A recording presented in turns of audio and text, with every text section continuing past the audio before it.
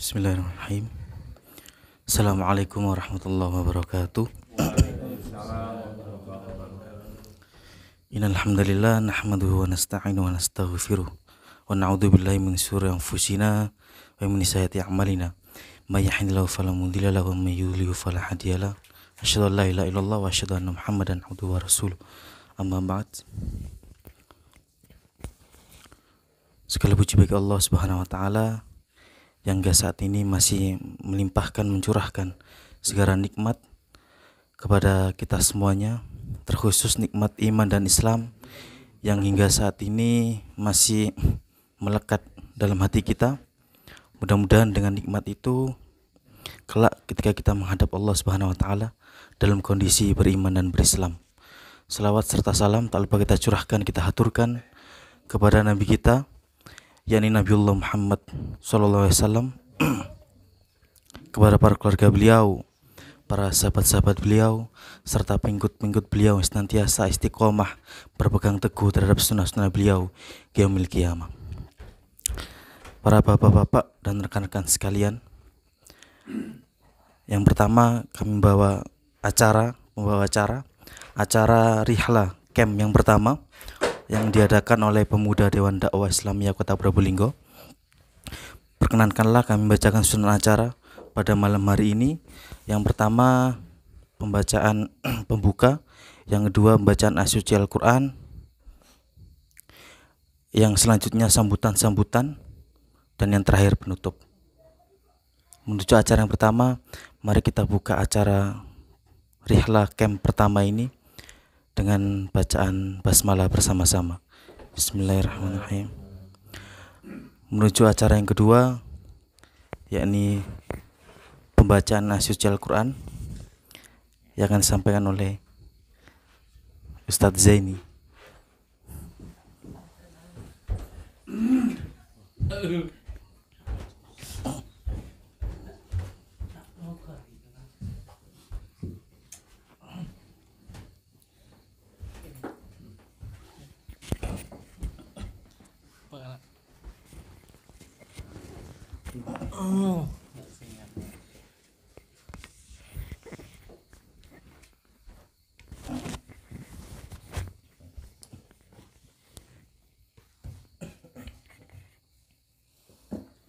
Bismillahirrahmanirrahim. Assalamualaikum warahmatullahi wabarakatuh.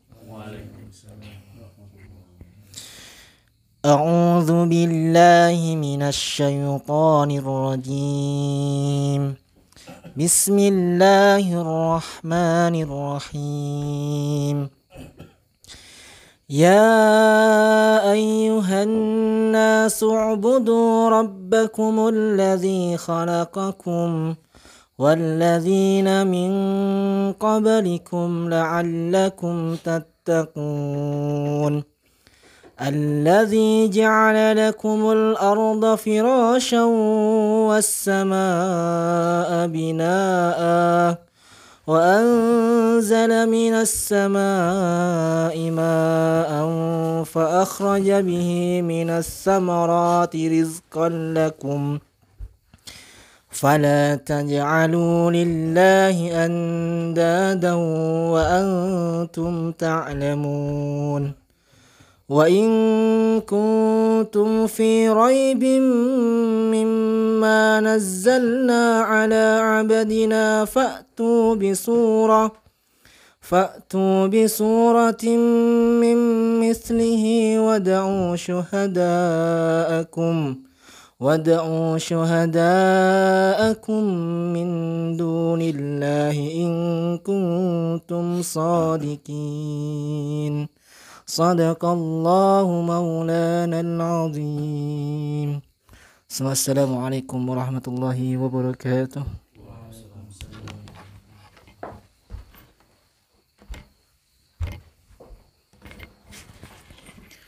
Maha suci Allah dengan segala firman-Nya. Menuju acara yang kedua, yakni sambutan-sambutan. Sambutan yang pertama dari Ketua Pemuda Dewan Dakwah kepada Pak Tony Kusbianto, kepada beliau dipersilahkan.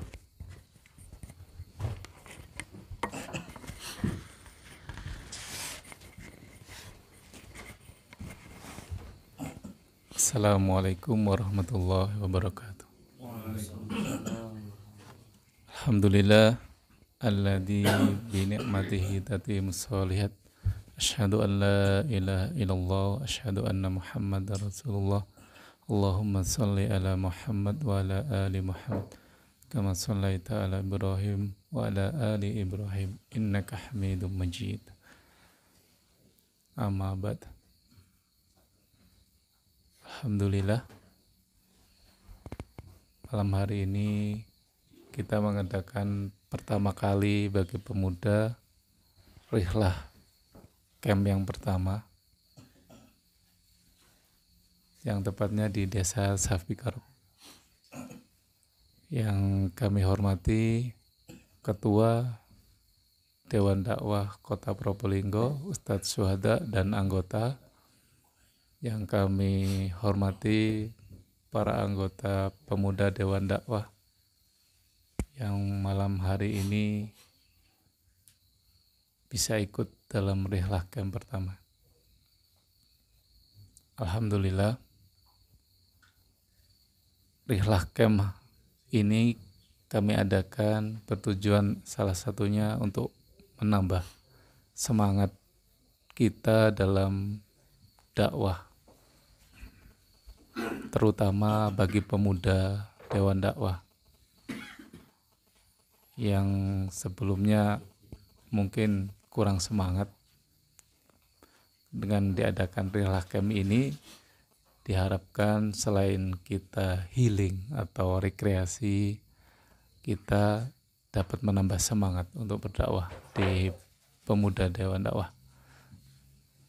Ya, memang yang sudah kita alami kemarin, dakwah-dakwah kita yang sudah kita coba mungkin memang belum diizinkan oleh Allah untuk berhasil. Dan mudah-mudahan dengan rihlah ini kita dapat menyusun kembali, yang lebih tepatnya menempatkan kembali rencana-rencana untuk kedepannya dalam dakwah di pemuda, dalam tanda kutip di sekolah, yang kita pingin sekali untuk dakwah di sekolah-sekolah. Mudah-mudahan yang kemarin sebagai pelajaran yang kita dapat memperbaiki ke depannya. Alhamdulillah, kepada Bapak-Bapak Dewan Dakwah bisa menyempatkan hadir di rihlah camp ini yang letaknya memang agak ekstrim dikit. Mudah-mudahan tidak kapok. Ya, harapan kami di rihlah camp ini Bapak-bapak bisa memberikan sedikit support bagi pemuda Dewan Dakwah ini, bagaimana berdakwah dan masukan dari bapak-bapak semua. Demikian sambutan dari kami, mudah-mudahan dapat bermanfaat. Kurang lebihnya kami mohon maaf. Assalamualaikum warahmatullahi wabarakatuh. Waalaikumsalam.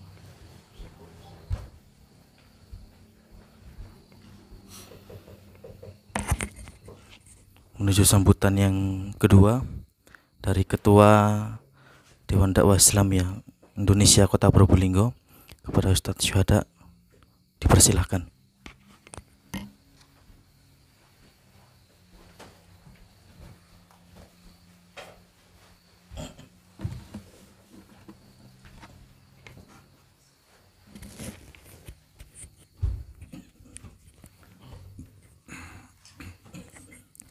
Assalamualaikum warahmatullahi wabarakatuh. Waalaikumsalam warahmatullahi Alhamdulillah. Alhamdulillahilladzi arsala rasulahu bil huda wa dinil haq liyudhhirahu 'alad dini kullihi walau karihal musyrikun. Asyhadu an la ilaha illallah wa asyhadu anna Muhammadar Rasulullah. Allahumma shalli ala Muhammad wa ala alihi wa ashabihi ajmain. Qala ta'ala fi kitabihil karim, a'udzu billahi minasyaitonir rajim. Ya ayyuhalladzina amanu taqullaha haqqa tuqatih wa la tamutunna illa wa antum muslimun.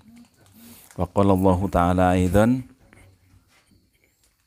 laqad kana lakum fi rasulillahi uswatun hasanah liman kana yarjullaha wal yaumal akhir wa dzakarallaha katsira. Alhamdulillah, saudara-saudara sekalian, khususnya Ketua Pemuda Dewan Dakwah Kota Probolinggo yang saya hormati, beserta segenap jajaran pengurus, Ketua dan pengurus KPZ Kota Probolinggo yang saya hormati. Alhamdulillah, pada malam hari ini qadarullah kita berada di satu tempat yang insya Allah tempat ini akan antum kenang, dan kita pun akan mengenangnya, bahwa di tempat inilah mudah-mudahan kelak tempat ini juga akan bersaksi. Yauma idzin tuhadditsu akhbaroha. Pada hari kiamat kelak, pada hari kiamat nanti, bumi akan menyampaikan kabarnya. Yauma idzin tuhadditsu akhbaroha. Jadi bumi yang kita injak, yang malam ini kita tempati sujud, kita ada di tempat ini, dan di bumi ini pula antum tidur nanti malam qiyamul lail, walaupun satu malam, ya, tapi ini nanti akan mengkisahkan, akan menyampaikan, akan mengkhabarkan. Apa Allah tidak tahu, tapi inilah akan diputar ulang peristiwa-peristiwa, ya, yang ada di atasnya. Saudara sekalian, jadi saksi itu Allah berkenan untuk menjadikan bumi yang kita injak ini akan menjadi saksi kebaikan-kebaikan kita pada sore hari tadi atau malam ini sampai besok siang antum yang ada di sini. Lantas yauma idzin tuhadditsu akhbaroha. Lantas bagaimana kalau orang itu berbuat maksiat di atasnya? Juga bumi itu akan menjadi saksi. Bapak dan saudara sekalian, kita bersyukur kepada Allah SWT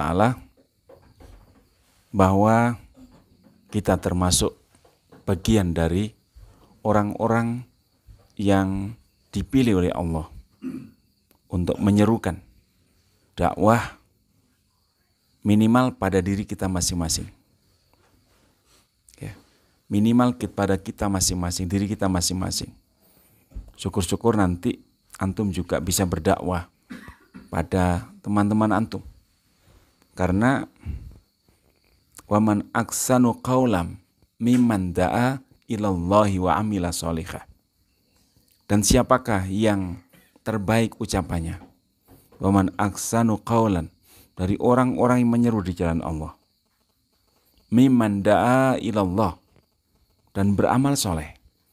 Makanya antum ini harus bersyukur kepada Allah bahwa antum ditakdirkan oleh Allah menjadi seorang pemuda yang tidak semua pemuda seperti antum. Tidak semua pemuda seperti kita. Kita ini, antum ini seorang pemuda dalam tanda kutip dipilih oleh Allah untuk berada di jalan Allah SWT. Saudara-saudara sekalian, malam ini bukan sebuah malam yang biasa-biasa antum lakukan. Mungkin antum di rumah lihat berita-berita melalui WhatsApp atau melalui media sosial sampai larut malam, atau dengan temannya begadang dan lain sebagainya. Tapi saya yakin bukan itu. Tapi malam ini antum berkumpul tidak ada lain, bukan sekedar untuk senang-senang, bukan sekedar untuk pindah tidur, bukan sekedar untuk melihat pemandangan kuasaan Allah, tapi lebih jauh dari itu. Ada beberapa hal yang antum bisa sampaikan, ada beberapa hal yang antum bisa lakukan, saling tawasau, saling mengingatkan satu dengan yang lain. Yang kedua, antum bisa sujud bersama pada saat nanti malam qiyamul lail dan sholat subuh berjamaah. Setelah itu mendengar tausiah dan yang lainnya. Saudara-saudara sekalian, coba antum melihat dalam surat Yasin ayat 20. Tolong dibaca. Surat Yasin ayat 20. Azaini, tolong dibaca. Surat Yasin ayat 20.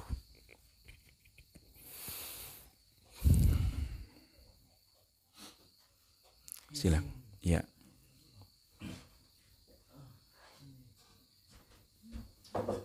Bismillahirrahmanirrahim. Wa jaa'a min aqsal madinati rajulun yas'a qala ya qaumi ittabi'ul mursalin. Ya. Yang artinya, dan datanglah dari ujung kota seorang laki-laki dengan bergegas, dia berkata, wahai kaumku, ikutilah utusan-utusan itu. Wajah rajulun min aqsal Madinah. Ya, kalau antum dengarkan ayat ini, kalau antum pernah mendengarkan kisah dari, coba diam dulu ya, yang di atas duduk aja dulu. Ya, kalau antum mendengarkan bacaan satu ayat ini, dan antum melihat tafsirnya, maka kita mungkin tercengang. Ada satu daerah, ada satu wilayah yang bernama Antokia. Antokia itu persisnya ada di Yunani, dekat dengan Turki. Dekat dengan Turki. Nah, di Antokia itu pernah kedatangan tiga orang utusan. Nggak cukup satu orang utusan, nggak cukup seorang nabi, nggak cukup seorang rasul, butuh 3. Ya, boleh jadi karena Antokia pada saat itu adalah orang-orangnya bebel, orang-orangnya sulit diatur, orang-orangnya keras kepala, sehingga butuh 3 orang rasul. Itu pun tidak digubris 3 orang rasul itu. Ya, jadi mungkin mereka mengatakan Antokia ini harga mati, Antokia ini nggak bisa dirubah lagi, nggak bisa kemasukan ide ini dan sebagainya, nggak bisa. Siapapun orang yang mengajak kepada kebenaran, bagi mereka itu adalah hal yang baru, tidak bisa. Mereka menolak mati-matian. Sehingga mereka mengecam keras.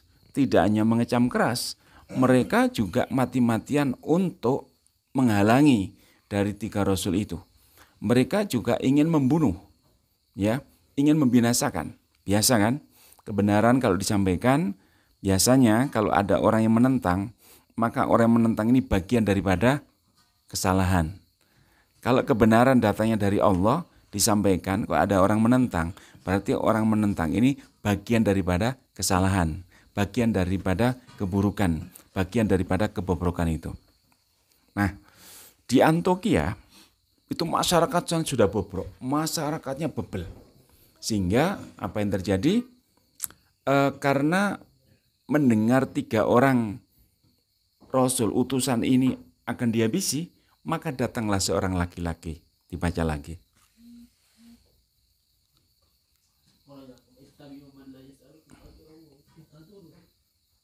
Bismillahirrahmanirrahim. Ittabi'u man la yas'alukum ajran wa hum muhtadun. Yang artinya, Bukan yang pertama, dari pertama. Wajah rajulun. wajah min aqsal madinati rajulun yas'a qala ya qaumi ittabi'ul mursalin. Jadi seorang laki-laki, seorang pemuda ini, ya, bukan orang tua, ya, bukan orang tua, anak muda, min aqsal Madinah. Min aqsal Madinah itu dari pojokan kota, berarti dari apa? Dari pinggiran kota, ya. Dia datang menemui kaumnya. Dia ingin membela 3 orang rasul tadi, Dia ingin membela utusan-utusan Allah. Dia tahu apa yang dibawa utusan-utusan ini. Ini bukan anak yang pintar, bukan anak yang kalangan terhormat, bukan, biasa-biasa saja. Tapi dia mendapatkan hidayah dari Allah SWT sehingga dia menyeru kepada kaumnya. Silakan dibaca. Ittabi'u man la yas'alukum ajran wa hum muhtadun. ya. Ikutilah orang yang tidak meminta imbalan kepadamu dan mereka adalah orang-orang yang mendapat petunjuk. Jadi dia mengatakan, ikutilah wahai kaumku. Ikutilah apa yang disampaikan oleh utusan-utusan itu. Loh, ya. Ikutilah apa yang dikatakan oleh utusan-utusan itu. Mereka ini adalah orang-orang yang tidak minta imbalan. Berarti apa? Berarti apa kira-kira? Seorang pemuda ini paham betul. Di Antioquia itu masyarakat budayanya, kalau ada orang itu mesti minta imbalan.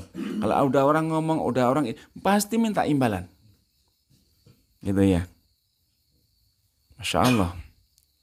Bapak dan saudara sekalian, karena itu apa yang terjadi? Pemuda ini diseret, diinjak-injak, dipukuli, diinjak-injak oleh masyarakat itu. Sampai, mohon maaf, ususnya itu keluar melalui anusnya. Itu dalam tafsir itu ada. Jadi dia diinjak-injak, dibunuh, ya, sampai perutnya itu diinjak-injak, keluar ususnya, keluar melalui anusnya. Coba kayak gitu. Akhirnya singkat cerita, di pengadilan Allah SWT, dia mendapatkan apa yang selama ini dijanjikan oleh Allah SWT. Dia mendapatkan keberkahan yang selama ini dijanjikan oleh Allah. Jadi Allah SWT menolong pemuda ini dan dia sudah ditunjukkan ini akan tempatmu. Jadi kalau di alam barzah itu sudah ditunjukkan. Jadi ketika orang meninggal, masih ingat? Ketika orang meninggal, malaikat turun, malaikat menanyai, ketika dia bisa menjawab, hamparkan sesuatu yang dari surga. Kemudian kenikmatan yang dia akan terima sudah ditunjukkan oleh Allah SWT. Apa yang terjadi? Pemuda ini mohon kepada Allah. Ya Allah, boleh aku minta apa lagi? Bisakah aku dihidupkan kembali? Agar aku bisa ngomong kepada masyarakat itu. Apa yang mereka tidak tahu. Loh, coba. Ya. Inilah kebenaran. Kebenaran yang ditunjukkan oleh pemuda itu. Dia bukan orang yang punya pangkat, derajat, kedudukan, bukan. Dia pemuda biasa, tetapi dia memiliki nyali. Dia memiliki kehormatan di depan Allah SWT. Dia memiliki keberanian. Dia memiliki nyali atau keberanian. Ada orang yang tahu itu benar, tapi nggak punya nyali. Ada orang tahu kalau itu benar, tapi dia kebenaran untuk dirinya sendiri. Padahal kebenaran itu harus disampaikan. Apapun resikonya disampaikan. Inilah pemuda. Dan dia mendapatkan apa yang dijanjikan oleh Allah SWT. Belum masuk surga, di alam barzah sudah dijanjikan oleh Allah. Sudah ditunjukkan oleh Allah kenikmatan yang dia akan terima. Masya Allah ya. Saudara sekalian, saya tadi buka-buka sejarah ketika awal-awal Rasulullah SAW diangkat menjadi seorang nabi dan rasul. Pada usia 40 tahun, beliau diangkat menjadi seorang nabi dan rasul. Dan orang pertama kali yang memeluk Islam adalah Khadijah. Kemudian diikuti oleh anak-anak beliau, putri-putri beliau. Ya. Di rumah itulah, jadi di rumah Khadijah itulah ada bisa kita kesimpulan satu. Di rumah Rasulullah SAW itulah dibacakan wahyu yang pertama kali. Setelah di Gua Hira, dibacakan kembali wahyu pertama kali itu. Yang kedua, Khadijah adalah orang yang pertama kali meluk Islam. Kemudian berikutnya anak-anak itu. Menjadilah keberkahan rumah itu, rumah yang menyimpan dan menerima keberkahan dari Allah SWT. Rumah itu menjadi saksi kebenaran yang dibawa oleh Rasulullah SAW. Kemudian setelah itu Ali bin Abi Thalib masuk Islam. Kemudian setelah itu Abu Bakar As-Siddiq. Kemudian setelah itu Zaid bin Harithah. Zaid bin Harithah ini kesayangan Nabi. Ini adalah budak pembantu Nabi SAW. Itu kesayangan Rasulullah SAW, Zaid bin Harithah ini. Sampai suatu ketika karena dia memeluk Islam, keluarganya tahu, ingin membeli kembali budak ya, ingin dibeli kembali oleh keluarganya, mau diambil begitu. Tapi Rasulullah dipersilakan kepada Zaid bin Harithah. Silakan Zaid bin Harithah, apa yang akan kamu katakan? Aku tidak membela keluargaku dan aku tidak membela Rasulullah SAW. Tapi apa yang dikatakan dia? Aku akan memilih Rasulullah karena beliau adalah seperti ayahku sendiri. Aku nyaman bersama Rasulullah SAW. Dia memilih bersama Rasul. Itulah Zaid bin Harithah. Melalui Abu Bakar As-Siddiq, maka masuk Islamnya Utsman bin Affan, Zubair bin Awam, Tolha bin Ubaidillah. Ya, siapa lagi? Ada sahabat-sahabat yang waktu itu masih muda-muda. Ada yang usia 17 tahun, ada yang usia 13 tahun, ada usia yang 12 tahun. Utsman bin Affan usia berapa? 34 tahun, ada yang 30 tahun. Muda-muda semuanya. Ya. Nah, melalui periode As-Sabiqunal Awwalun ini, kurang lebih selama 33 tahun Rasul berdakwah, ada 40 orang yang memeluk Islam. Apa itu kok ramai? Ya. Ada, jadi selama 3 tahun ada 40 orang yang memeluk Islam. Nah, dari 40 orang yang memeluk Islam itu, dalam kitab Siratun Nabawi yang ditulis oleh Salabi kalau nggak salah, itu dari 40 orang itu ada 13 orang yang dari kalangan miskin. Dari kalangan miskin gak punya. Selebihnya adalah orang-orang yang mampu. Selebihnya adalah orang-orang yang kaya. Termasuk Abdurrahman bin Auf, itu yang bawa siapa? Abu Bakar As-Siddiq. Orang yang kaya raya. Sehingga dari situ disejumulkan, inilah petunjuk Allah SWT. Sehingga banyak orang mengatakan, sehingga supaya banyak orang tahu bahwa sesungguhnya mereka memeluk Islam dari kalangan menengah ke atas. Dari kalangan menengah ke atas. As-Sabiqunal Awwalun, orang-orang yang awal memeluk Islam. Inilah sebuah kehormatan. Jadi antum kalau memilih pemuda yang lain untuk diajak gabung menyeru kebenaran, pilih orang-orang yang bagus. Abu Bakar As-Siddiq. Abu Bakar As-Siddiq ini adalah tokoh Quraisy. Tokoh Quraisy, tokoh yang terhormat. Orang yang kaya raya. Dia ramah, dia baik, dikenal santun, dikenal tidak pernah bermasalah di lingkungan masyarakat Quraisy. Coba, kemudian datang petunjuk dari Allah SWT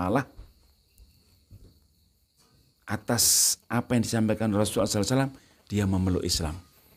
Saudara sekalian, mungkin perlu membaca sirah terkait dengan Abu Bakar As-Siddiq.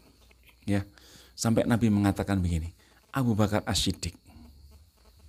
Abu Bakar As-Siddiq ini dari kalangan orang yang merdeka.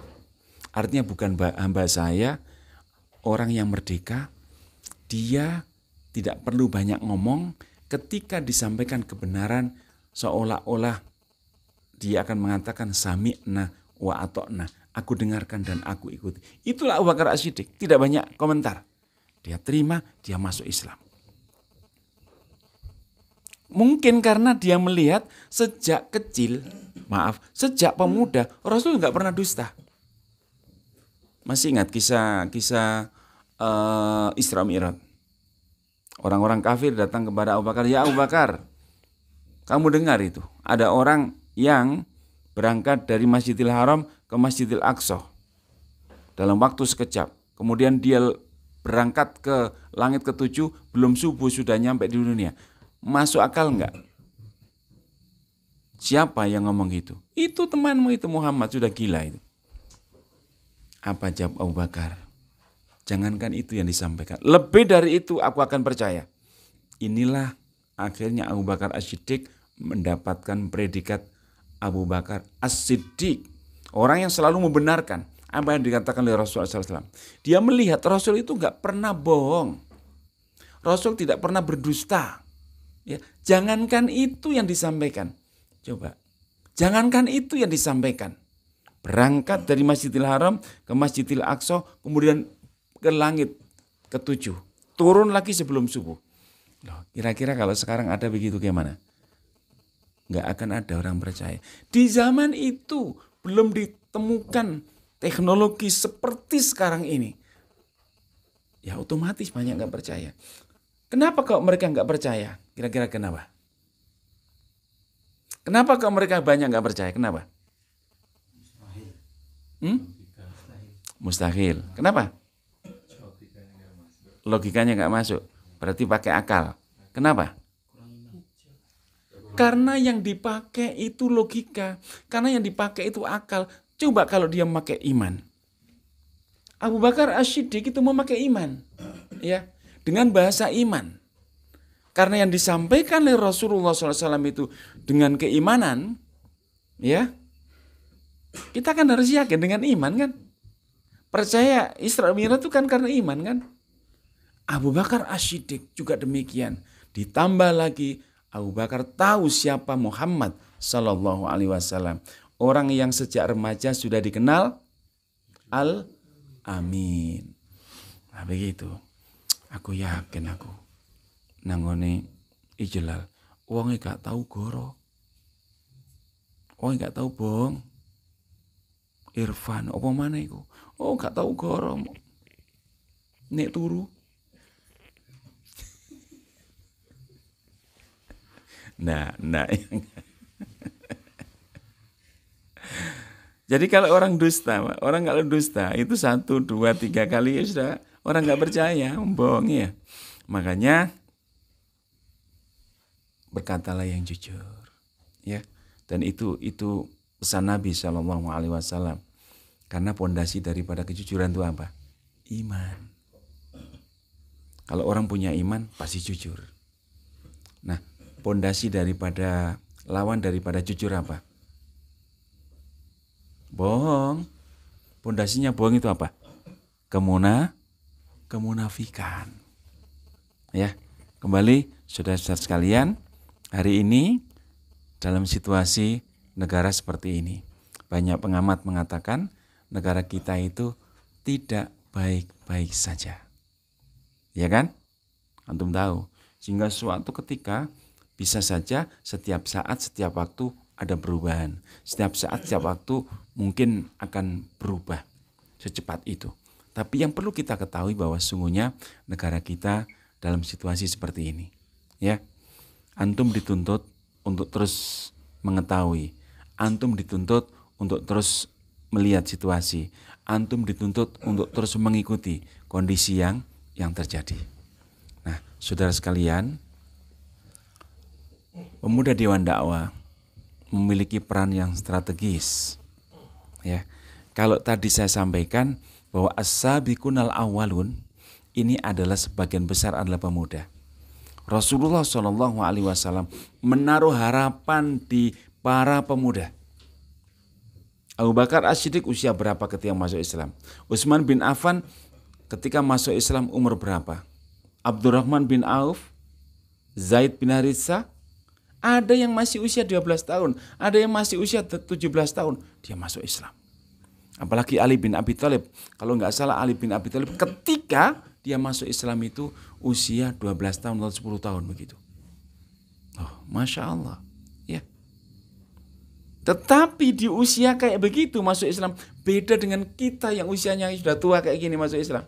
Mohon maaf, keislaman kita. Usama bin Zaid, tahu? Usama bin Zaid. Usia berapa tahun dia menjadi panglima perang? 17-18 tahun. Dia menjadi panglima komandan perang. Mengalahkan Abu Bakar As-Siddiq. Ada Abu Bakar As-Siddiq, ada Umar bin Khattab, ada Khalid bin Walid, ada yang lainnya, mohon maaf. Tapi kenapa Rasul kok memilih Usama bin Zaid? Karena Rasul tahu siapa Usama. Dia seorang pemuda yang memang layak untuk diberi kesempatan, yang memang layak untuk diberi amanah. Ya, apalagi yang memilih ini Rasulullah SAW. Kalau Rasul memilih, mohon maaf, kalau Rasul memilih itu berarti apa? Bukan pikiran beliau sendiri. Ya, boleh jadi ini wahyu dari Allah, boleh jadi ini petunjuk dari Allah Subhanahu wa taala. Wa ma yantiqu anil hawa in huwa illa wahyu yuha. Dan apa yang tidaklah apa yang diucapkan Nabi SAW itu dari nafsu beliau, tapi atas dasar petunjuk dari Allah SWT. Saudara sekalian, tugas kita cukup berat. Di Probolinggo ini kemaksiatan luar biasa. Di kalangan anak muda, Masya Allah, di sekolah-sekolah, di SMA, di sekolah menengah atas, SMK, SMA, alias sekalipun, sudah tidak karu-karuan. Kemarin saya mengisi kajian di guru-guru dan staf TU di SMK 2 negeri hari Jumat pagi. Dan doakan saya diberi amanah tiap Jumat pertama, tiap bulan Jumat pertama. Saya disuruh ngisi untuk berkelanjutan di hadapan guru-gurunya. Kepala sekolah meminta ini adalah terkait dengan masalah apa? Masalah ini loh. Komitmen seorang guru, komitmen seorang kepala sekolah bahwa dia ingin menerapkan agar tiap-tiap pribadi guru itu memiliki ketakwaan kepada Allah SWT. Ya. Di mana melalui beliau tiap bulan Jumat pertama awal, tiap bulan di Jumat pertama awal diadakan kajian itu. Saya sampaikan program untuk anak-anak siswa apa Bapak? Saya kepingin Pak, memang sekolah ini murni nasional. Bukan madrasah, bukan pondok pesantren, bukan sekolah agama. Ya, saya kepingin anak-anak ini memiliki kelebihan daripada yang lain. Contohnya masalah bidang agama. Berapa jam mereka memperoleh materi agama.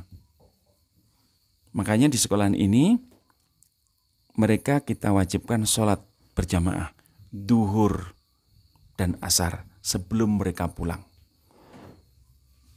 Jumlah di sini anak-anak 2000 siswa. Jadi otomatis untuk sholat duhur dan asar itu gantian, nggak cukup. Baik di yang di bawah maupun yang di atas, nggak cukup. Kita saja punya program ini Pak. Kita saja punya program ini dan punya program kajian. Itu ada saja guru yang mengatakan, Pak, sekolah kita bukan pesantren Pak. Sekolah kita bukan sekolah agama Pak. Tapi sekolah umum. Ada, tapi bagi kalian no problem. Silakan. Begitu. Jadi beliau asalkan guru dan muridnya itu diajak kepada kebaikan, kok ada yang menentang, saya pasang badan Pak. Oh itu luar biasa. Ya. Jadi mudah-mudahan nggak dapat sekolah satunya, sekolah yang itu. Kalau kita mendapatkan kepala sekolah model kayak gini, perlu didukung. Karena ini demi kebaikan anak-anak sendiri. Bahkan orang tua yang anaknya terlambat pulang gara-gara sholat asar. Ketika orang tuanya tanya ke sekolah, Pak anak saya kebetulan, Bu, masih sholat jamaah. Oh senangnya bukan main. Alhamdulillah Pak, alhamdulillah di sekolah bisa sholat jamaah. Di rumah ini angel. Gimana kira-kira dengan sekolah di Keraksan? Pada bayi? Ada. Ya. Sekarang ada kegiatan sholat berjamaah zuhur sama asyar. Katanya pas sekolah baru. Nah seperti itu. Ya. SMK. Iya. SMK 1 sama. Itu tadi SMK nggak? Iya. SMK 2. Iya. Jadi saudara sekalian, kalau sekolah-sekolah umum, kalau sekolah-sekolah agama, SMA IT, SMP IT, SMP Namiran dan sebagainya, kalau masalah agama biasa, Pak. Ya, justru kalau nggak banyak agamanya perlu dipertanyakan. Pertanyakan guru Qur'annya. Ya, itu ya. Jadi inilah tanggung jawab kita. Nah, mudah-mudahan antum nanti perkuat apa? Perkuat ini loh. Ibarat sepak bola itu the dream team. Nah, gitu ya. Teamwork-nya ini harus diperkuat. Teamwork-nya ini harus diperkokoh, dipersolid. Ya. Siapa yang jadi striker, bukan stiker. Siapa yang jadi striker, siapa yang jadi kiper, siapa yang jadi back kanan, kiri, tengah dan lain sebagainya. Itu jangan maju bareng gol, maju bareng ditinggal gol. Golnya ditinggal ya otomatis.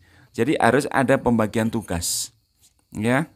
Itulah yang disebut dengan amal jama'i. Ya. Amal jama'i itu amal yang di situ terorganisir secara rapi.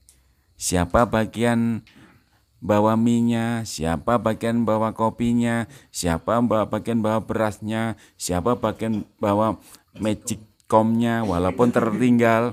Ya, kalau sudah tertinggal gini harus dihukum ini.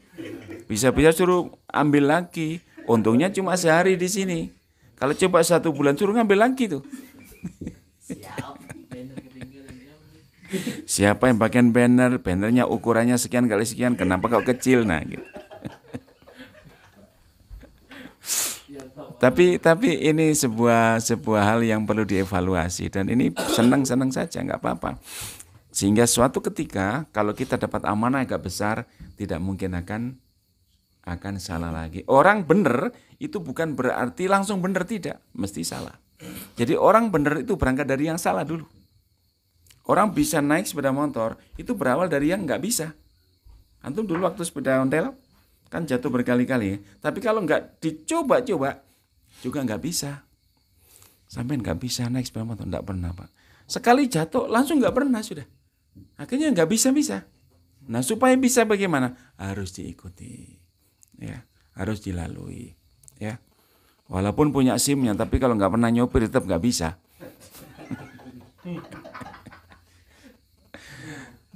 Saudara-saudara sekalian, jadi apa yang bisa kita harapkan dari Dewan Dakwah ini? Dewan Dakwah ini kan sebuah yayasan. Walaupun banyak yang mengusulkan agar Dewan Dakwah ini menjadi organisasi Islam, organisasi massa sebagaimana Muhammadiyah, NU, Al-Irsyad yang punya anggota. Tapi tetap masih kokoh. Ada yang mengusulkan gitu ke ketua umumnya, ada. Masih mudah-mudahan ini juga terus dalam pertimbangan karena banyak yang simpati, banyak yang mendukung, banyak yang Masya Allah, lebih-lebih terkait dengan kita punya perguruan tinggi ya, ADI, STDI ya, atau STID Muhammad Natsir itu ya. Saudara sekalian, dan peran Dewan Dakwah terkait dengan dakwah di pedalaman ini mendapatkan simpati yang luar biasa. Dari sana kita dipercaya umat. Karena kita dipercaya umat. Namanya saja Dewan Dakwah. Makanya setiap pengurus adalah dai. Setiap pemuda Dewan Dakwah adalah dai. Irfan jadi dai. Ketuanya seorang dai, anggotanya seorang dai, Pak Yoyo. Suatu ketika disuruh khutbah Jumat harus siap. Ijlal suatu ketika disuruh qomat harus bisa.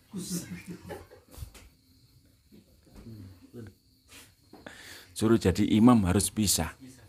Ya. Jadi semuanya harus bisa karena seorang dai. Jadi siap begitu. Katanya Ustadz Fathur Rahman, Kiai Fathur Rahman, pokoknya hari ini disuruh, hari ini harus bisa. Ya. Seperti kemarin waktu Rakerwil itu baru sepekan, Pak. Rakerwil cepat diadakan dan di Surabaya. Walaupun apa itu banyak kekurangan, tapi itulah kesiapan, harus siap. Kata Kiai Fatkur, pokoknya hari ini perintah, hari ini harus dijalankan. Begitu. Jadi antum juga demikian. Suatu ketika Irfan jadi imam, siap begitu. Walaupun kulhu. Nah, gitu. Apa? Seorang pemuda itu kan menang apa? Menang semangat. Nah, ini dokter Jabai Anwar Lutfi itu membuat satu kisah. Ada seorang tiga orang pemuda yang ngelamar anak kiai. Yang lamar anak kiai ini. Nah, ini kan rata-rata belum punya istri kan. Ya. Pertama datang bersama-sama. Namamu siapa? Ini. Namamu siapa? Saya Anas, Kiai. Oh, Anas. Tujuanmu ke sini? Mau ngelamar anaknya Kiai. Namamu Anas, bagus ya. Hafal surat Anas. Hafal Kiai. Coba dia. Qul a'udzu birabbin nas, malikin. Oh, selesai. Yang kedua, namamu siapa? Torik Kiai. Mikir dia. Hafal surat At-Torik. Yang tadi dibaca tadi. Lulus beliau. Pelan-pelan khawatir keliru yang namanya Torik. Bahaya, selesai. Yang ketiga, datang. Namamu siapa? Ali Imron Kiai. Wah, bingung dia. Ali Imron bingung dia. Sambil keringetan gitu. Tapi masyarakat memanggil saya Kulhu Kiai.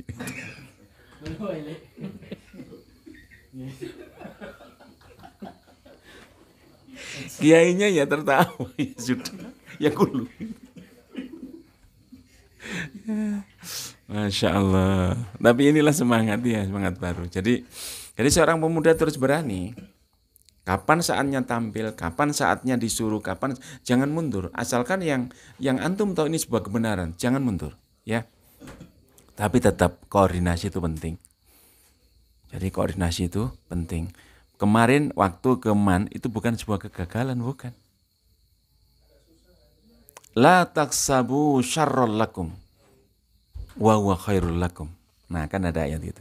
Kamu jangan mengira ini sebuah kejelekan, tapi ini ada sebuah kebaikan. Apa kebaikannya? Antum harus berbenah, disuruh oleh Allah berbenah. Antum harus melihat kembali, jangan-jangan tim saya ada kekurangan. Nah, disuruh lebih solid lagi. Mungkin di sini nggak boleh, diberikan oleh Allah lahan yang lebih bagus lagi, yang orang-orangnya siap. Masih ingat dulu, ketika Rasulullah SAW menyuruh para sahabatnya untuk hijrah ke mana yang pertama? Ethiopia, ya Habasyah. Kemudian ada yang ke tempat yang lain. Bahkan Rasul SAW bersama Zaid bin Harithah, budaknya tadi itu, ke Taif. Dilempari batu. Tapi pada akhirnya Rasulullah SAW diperintah oleh Allah untuk hijrah ke Madinah. Bahasa lain Madinah apa? Yathrib. Ya, ke Yathrib. Nah, ternyata Rasulullah SAW memiliki basis baru, basis masa baru, yaitu Yathrib. Ya, makanya antum intinya satu, antum jangan berkecil hati. Ya, antum jangan berkecil hati. Ya. Hari ini Dewan Dakwah kayak begini, suatu ketika akan diperhitungkan betul. Ya. Dan insya Allah disejajarkan dengan organisasi-organisasi Islam yang lain yang lebih modern. Makanya terus berbenah di usia yang 55 tahun. Makanya kita menggerakkan di Jawa Timur, setiap ada pertemuan kita gerakkan di Jawa Timur kepada pemudanya. Karena pemuda ini, kalau kita berbicara kaderisasi, berarti berbicara pemuda.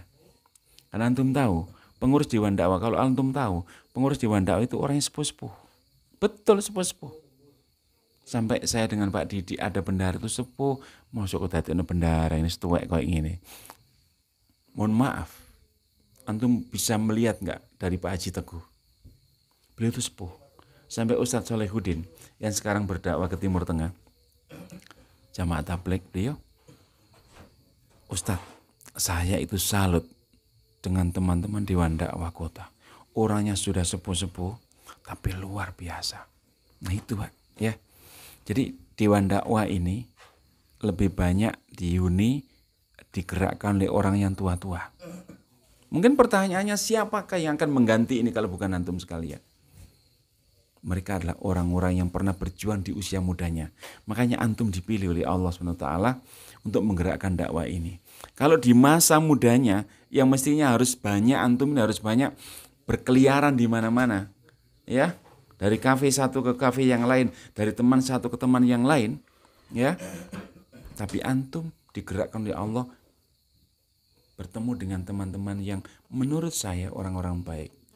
Saya ingat Ustadz Adi Hidayat bilang, kalau antum sudah bertemu dengan orang-orang yang soleh, raketi, jangan sampai lepas. Karena orang soleh ini dimungkinkan nanti di dunia ketemu, di alam barzah ketemu, di akhirat ketemu. Tuh, jangan berteman dengan orang-orang yang gak jelas.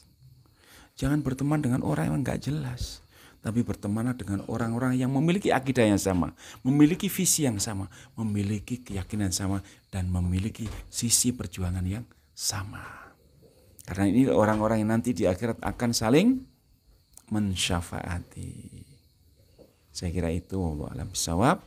Mudah-mudahan Camp One, ya betul ya, Camp One ini yang digerakkan oleh Mas Tony dan teman-teman ini mudah-mudahan mendapat ridha Allah SWT. Mudah-mudahan malam ini dan besok terakhir ya. Ya, anggap aja 10 hari yang lalu ya. Mudah-mudahan ada hikmahnya. Saya selaku Ketua Dewan Dakwah mengapresiasi ini. Mudah-mudahan ke depan harus lebih baik lagi dan terus diupayakan lebih banyak lagi. Suatu ketika kita bisa camping sungguhan dengan mengajak beberapa orang pemuda-pemuda yang lain, kita ajak untuk bergerak di bidang dakwah ini. Yang kedua, jazakumullah khairan katsiran kepada Mas Ijlal, bisa disampaikan salam saya untuk papanya, ya Pak Joko. Terima kasih yang tak terhingga. Beliau telah memfasilitasi semuanya, kendaraannya, tempat ini dan lain sebagainya. Mudah-mudahan semuanya termasuk dicatat oleh Allah menjadi amal soleh. Ya, saya kira itu yang bisa saya sampaikan. Billahi taufiq wal hidayah. Assalamualaikum warahmatullahi wabarakatuh. Waalaikumsalam warahmatullahi wabarakatuh.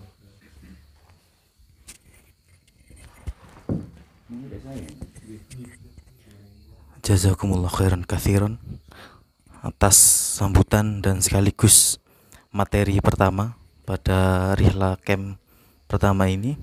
Mudah-mudahan apa yang disampaikan menjadi tambahan keimanan dan tentunya menambah ilmu agar nantinya sebagai bekal dalam kita mengarungi kampung halaman yang sesungguhnya, yakni akhirat.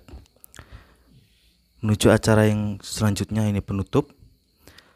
Mari kita tutup acara pembukaan Rihla Camp yang pertama dengan bacaan hamdalah dan doa kafaratul majelis bersama-sama. Alhamdulillah bil alamin. Subhanakallahumma wa bihamdika asyhadu an la ilaha illa anta. Amin. Mungkin saja yang dapat kami sampaikan.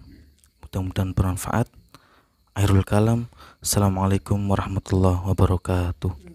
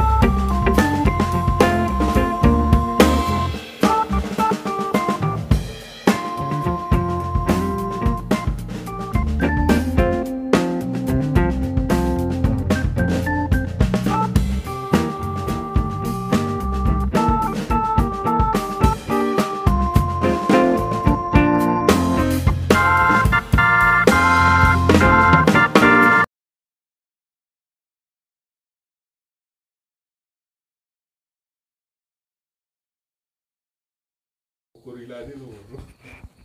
Iko aku tadi kok gedean.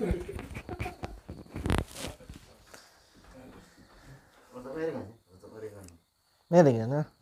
Iya bener. Terus iku bener. Oh bener ya? Salah aku.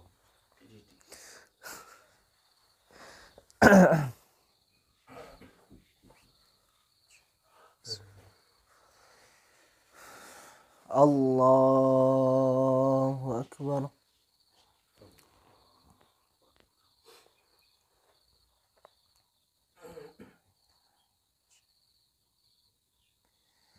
Bismillah. Alhamdulillahi Rabbil Alamin, Ar-Rahmanir Rahim, Maliki Yawmiddin, Iyyaka na'budu wa iyyaka nasta'in, Ihdinas siratal mustaqim, Siratal ladzina an'amta 'alaihim ghairil maghdubi 'alaihim waladdallin.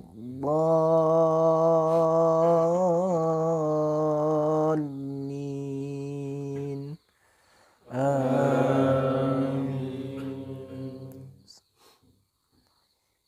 Wadduha wal-laili idza saja,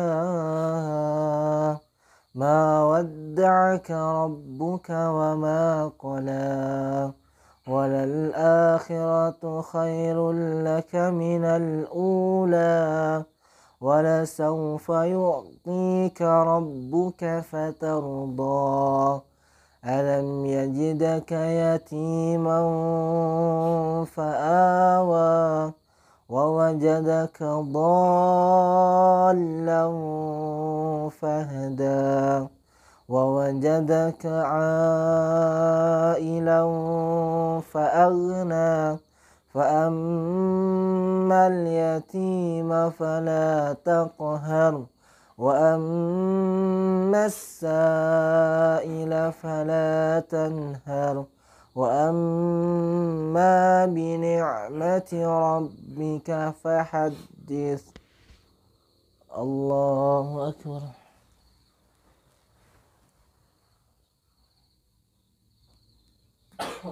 سمع الله لمن حمده. الله أكبر.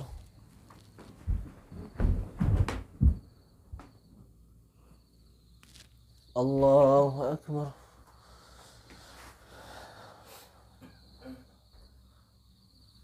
الله أكبر.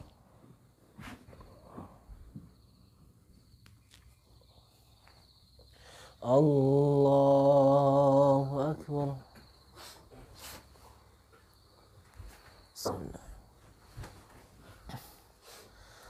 الحمد لله رب العالمين، الرحمن الرحيم، مالك يوم الدين، إياك نعبد وإياك نستعين،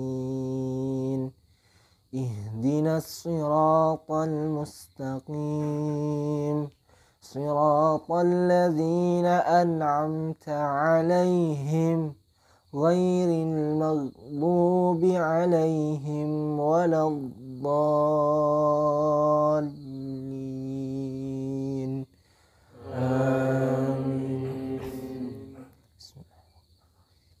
ألم نشرح لك صدرك ووضعنا عنك وزرك الذي أنقض ظهرك ورفعنا لك ذكرك فإن مع العسر يسرا، إن مع العسر يسرا، فإذا فرغت فانصب وإلى ربك فارغب. الله أكبر.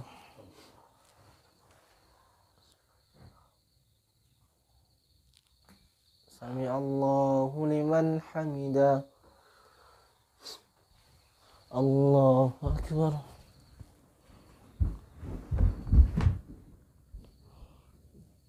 Allahu Akbar. Allahu Akbar.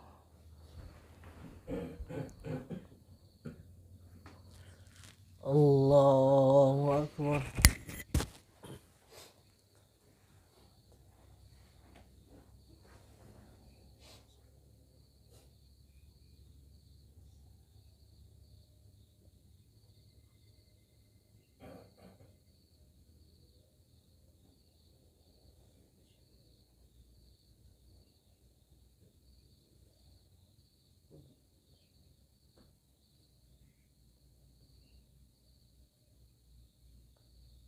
Assalamualaikum warahmatullah. Assalamualaikum warahmatullah.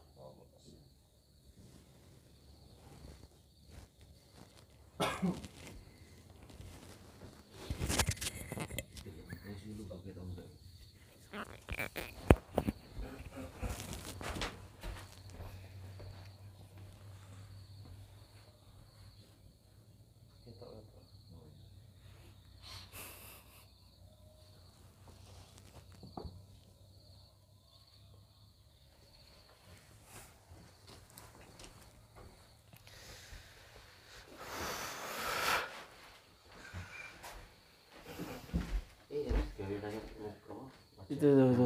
Kayak apa? Ikut enggak ada. Gak ada. Mau yang dulu itu. Takut atas.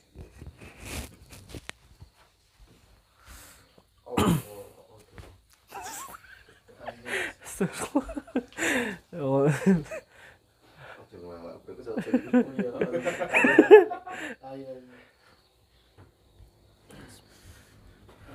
Allahu Akbar.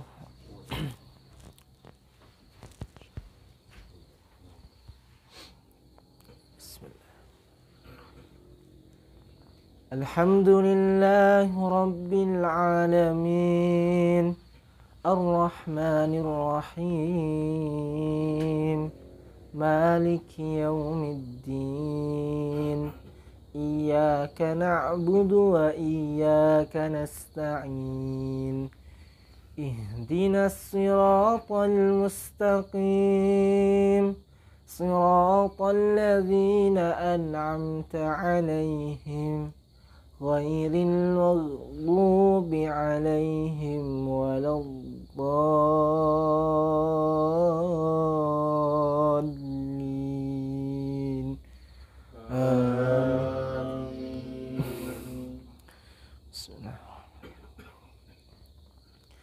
Wattini wazzaytun wa turi sinina wa hadzal baladil amin. Laqad khalaqnal insana fi ahsani taqwim. ثم رددناه أسفل سافلين إلا الذين آمنوا وعملوا الصالحات فلهم أجر غير ممنون فما يكذبك بعد بالدين أليس الله بأحكم الحاكمين. الله أكبر.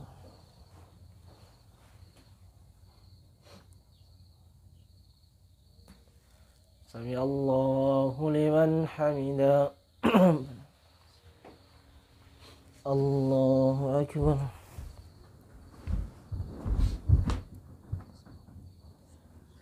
Allahu Akbar. Allahu Akbar.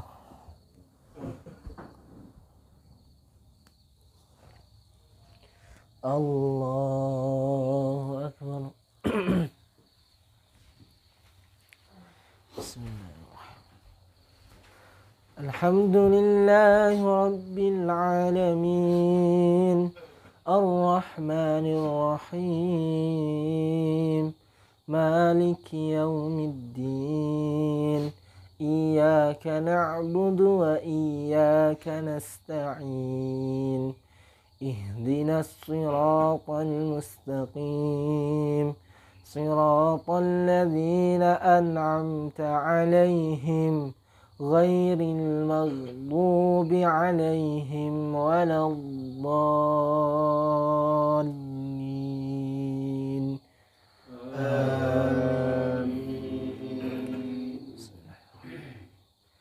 إنا أنزلناه في ليلة القدر وما أدراك ما ليلة القدر ليلة القدر خير من 1000 شهر تنزل الملائكة والروح فيها بإذن ربهم من كل أمر سلام هي حتى مطلع الفجر الله أكبر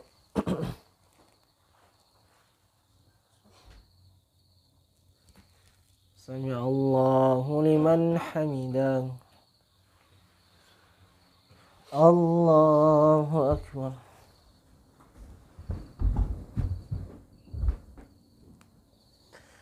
الله أكبر الله أكبر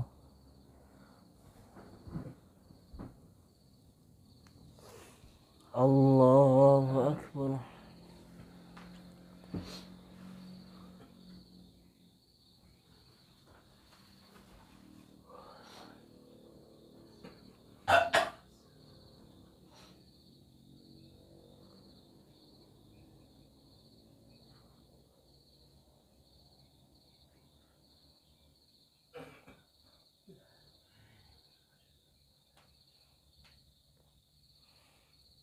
السلام عليكم ورحمة الله وبركاته السلام عليكم ورحمة الله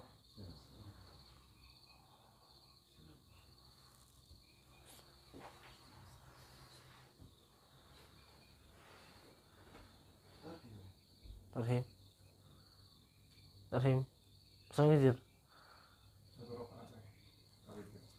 Sang Wizir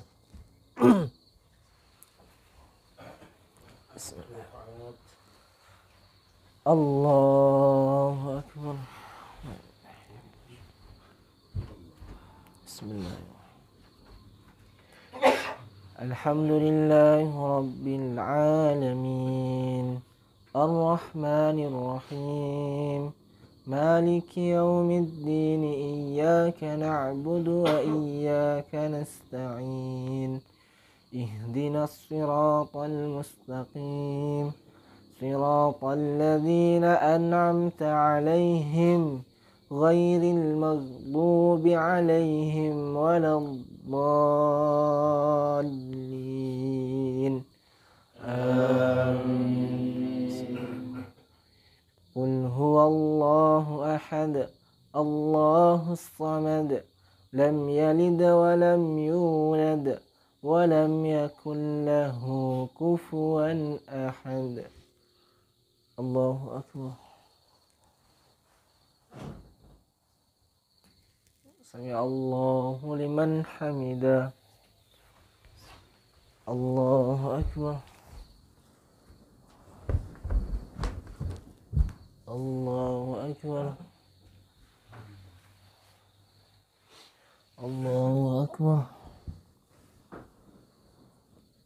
الله أكبر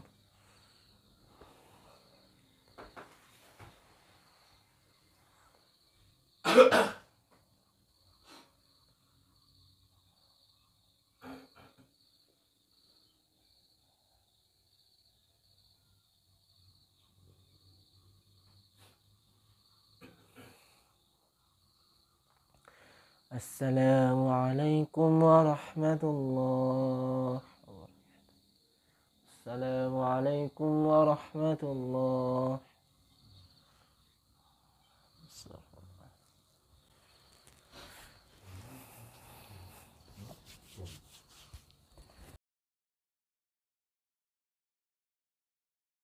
Gak iso. Musuhmu ngantuk kaya apa ya gak iso turun mesti ngene. Gak iso meneng turun.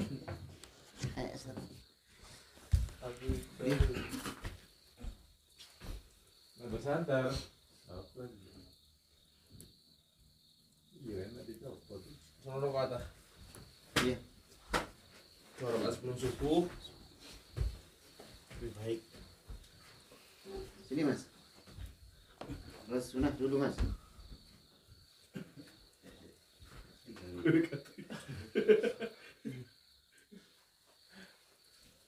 Jangan turun ya pak, turun. Jangan. Dasar rukuk ya masalahnya.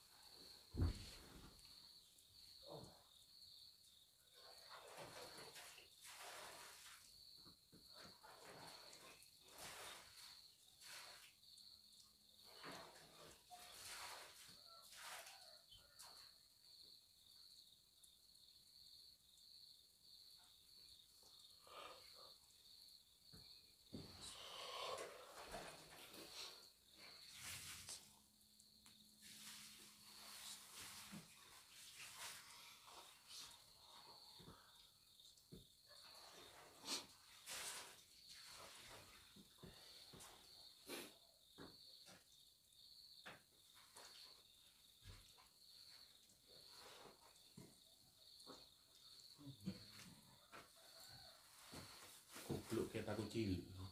Nah ya ke bayi gede. Kan susune.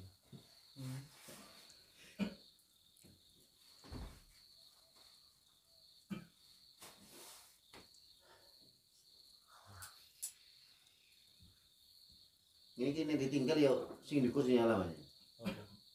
Ini ditinggal. Apa dipateni kabeh?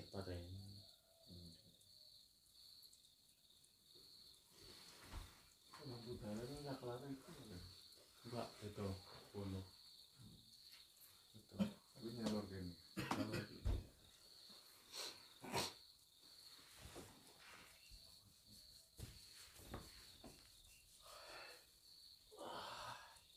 Mic-nya sih, pakai sih. Terus. Menggembang.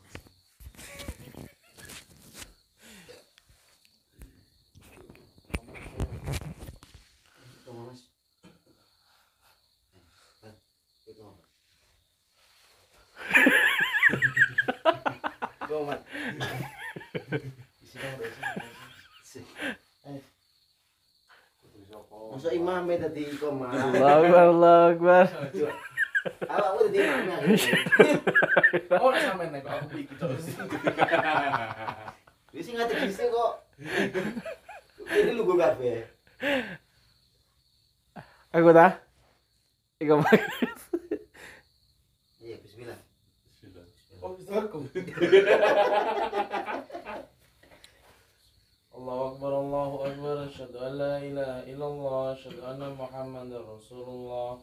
Hayya 'alas sholati, hayya 'alal falah, qad qamatis sholatu, qad qamatis shalah. Allahu Akbar, la ilaha illallah.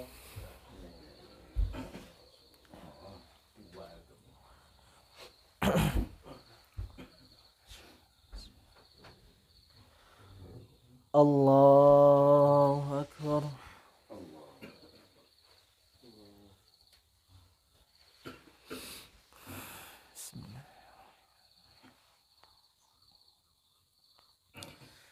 Alhamdulillahi Rabbil Alamin. Ar-Rahmanir Rahim. مالك يوم الدين إياك نعبد وإياك نستعين اهدنا الصراط المستقيم صراط الذين أنعمت عليهم غير المغضوب عليهم ولا الضالين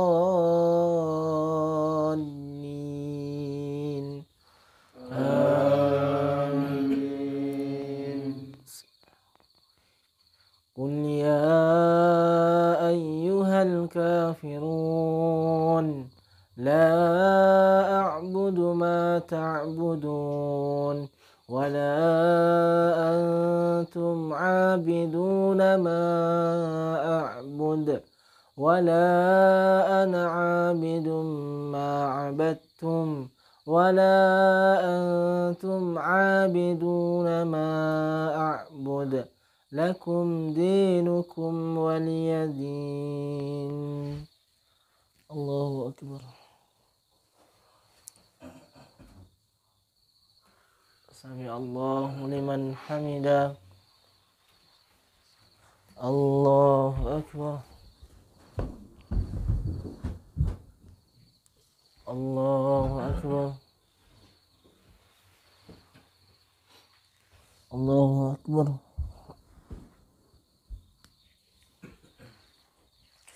الله أكبر.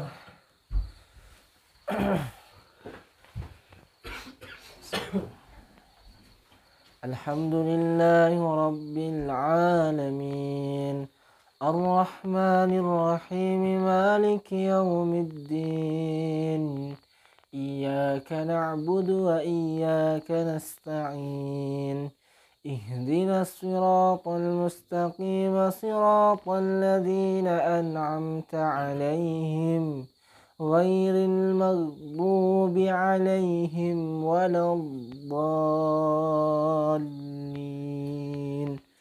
آمين. قل هو الله أحد الله الصمد لم يلد ولم يولد ولم يكن له كفوا أحد. الله أكبر.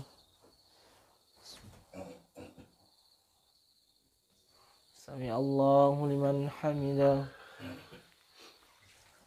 الله أكبر.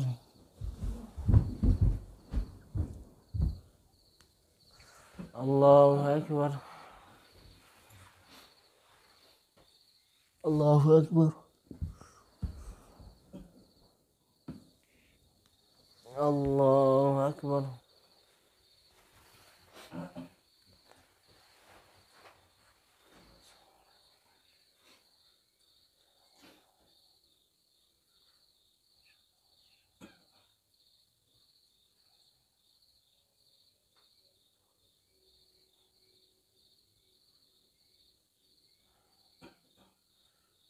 Assalamualaikum warahmatullah. Assalamualaikum warahmatullah.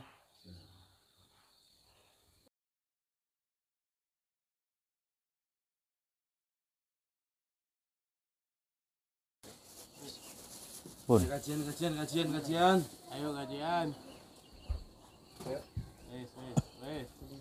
Bismillahirrahmanirrahim. Assalamualaikum warahmatullahi wabarakatuh. Waalaikumsalam warahmatullahi wabarakatuh.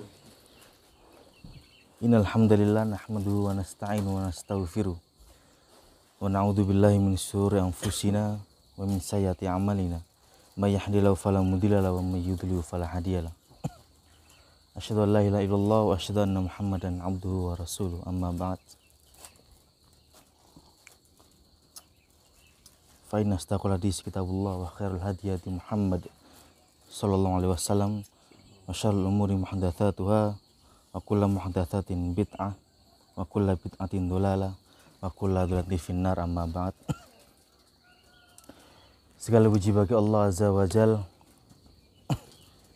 yang masih berkenan memberikan segala nikmat karunia yang tak terbatas kepada kita semuanya, memberikan segala nikmat iman dan Islam yang hingga detik ini masih melekat dalam kalbu kita, yang hingga saat ini masih melekat dalam hati kita.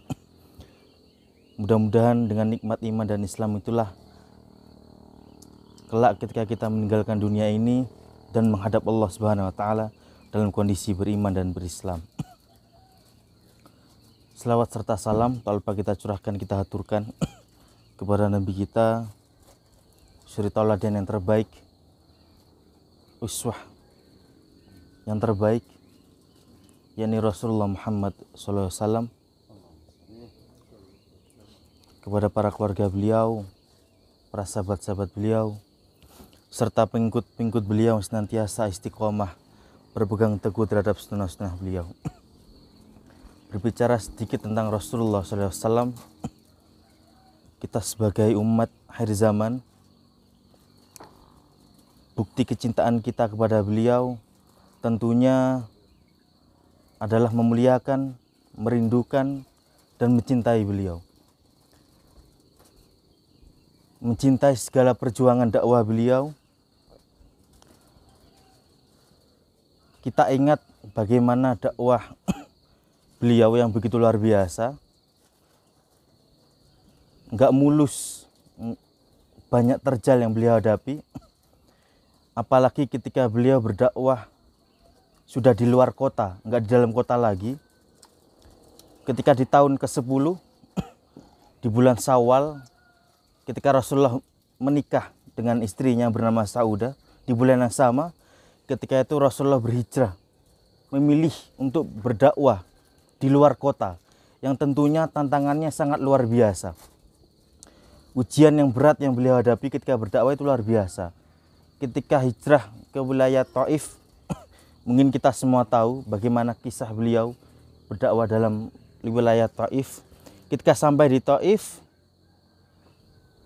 bahkan ada yang mengatakan penduduk Taif sampai mengumpulkan anak-anak kecil untuk melempar batu kepada beliau.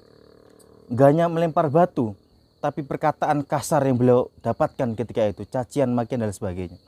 Sehingga membuat malaikat Jibril marah. Wahai Muhammad, angkatlah tanganmu dan mintalah kepada Allah agar aku menghantamkan dua gunung ini kepada penduduk itu. Tapi apa kata Nabi Muhammad? Jangan, sesungguhnya mereka enggak mengetahui. Dan aku yakin, aku percaya akan muncul dari generasi Taif yang entah itu muda, dewasa, tua, yang ia akan senantiasa untuk beriman kepada Allah dan Rasulnya.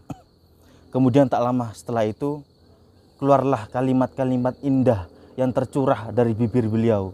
Beliau berdoa kepada Allah Subhanahu wa taala, "Ya Ilahi, duhai Allah, jikalau di tempat ini saya dihina, saya dicaci maki, maka kemana lagi engkau akan antar aku ya Allah?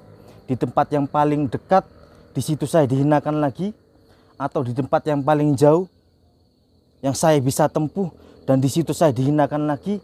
Ana radhin, aku ridho ya Allah, selagi engkau enggak pernah murka kepadaku. Subhanallah. Inilah sisi kemuliaan yang mungkin kita saat ini sulit untuk mengaplikasikan dalam kehidupan sehari-hari. Sisi kemuliaan beliau adalah hati yang begitu lembutnya, dicaci, dimaki, bahkan bercucuran darah di wajah beliau. Beliau masih mudah untuk memaafkan. Karena apa? Karena hati yang lembut ini tadi. Semoga dengan ini menjadi teladan bagi kita, mencontoh segala perilaku dan tutur kata beliau dalam kehidupan kita sehari-hari. Para teman-teman sekalian dirahmati Allah Subhanahu wa taala, Masya Allah, pada pagi hari ini kita berada di sebuah tempat yang luar biasa, Masya Allah, begitu indah. Teman-teman sekalian, pemandangan indah ini menandakan kekuasaan Allah, kebesaran Allah ini ada. Kita bisa melihat di belakang kami ada begitu pemandangan yang luar biasa. Mudah-mudahan dengan kekuasaan dan kebesaran Allah ini menambah keimanan kita kepada Allah Subhanahu wa taala. Berbicara tentang pemuda zaman now, tentunya pemuda zaman now ini ada dua garis besar yang bisa kita telaah, yang bisa kita teliti. Yang pertama pemuda, yang kedua zaman now. Saya akan sedikit membahas tentang zaman now terlebih dahulu, karena nanti akan ada benang merah untuk pembahasan pemuda. Zaman now ini adalah sebuah istilah yang sering menggema di telinga kita. Tampaknya zaman now ini bisa diartikan bahwa sebuah wadah general, sebuah wadah universal, sebuah wadah global yang di dalamnya menaungi segala hal yang berbau dunia, khususnya di zaman sekarang. Salah satu yang dinaungi di zaman now, yakni maraknya berita viral yang gak hanya positif, namun banyak juga yang negatif di dalamnya. Kendati demikian, para teman-teman sekalian, istilah zaman now yang ditayangkan di berbagai platform media ini sudah melenceng dari agama Islam, sudah jauh dari aturan-aturan Allah Subhanahu wa taala dan Rasulnya. Sehingga apa yang terjadi?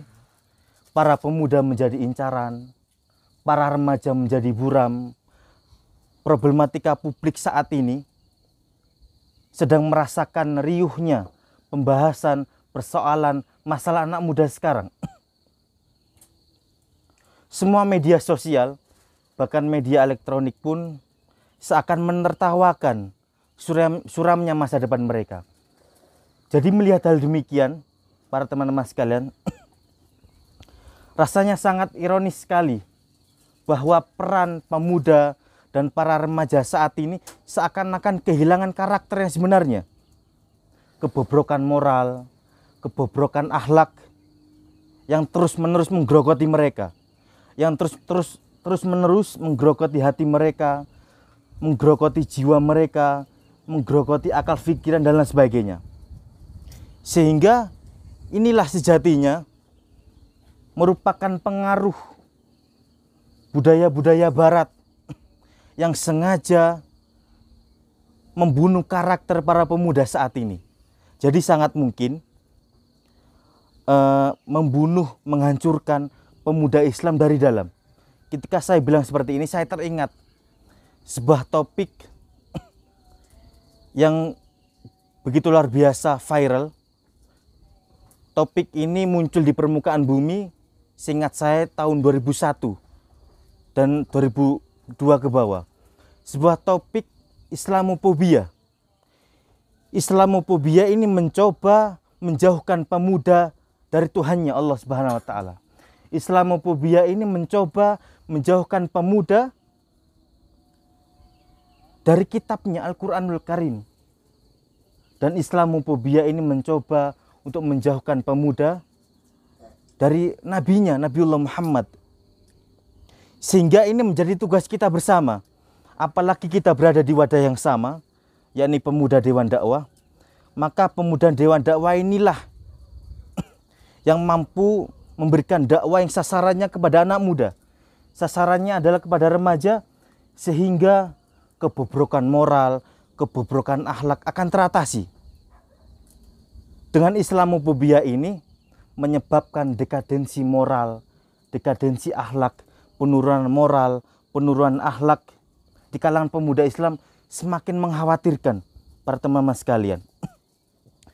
Jadi coba kita renungkan sejarah abad terdahulu, generasi muda Islam yang begitu luar biasa.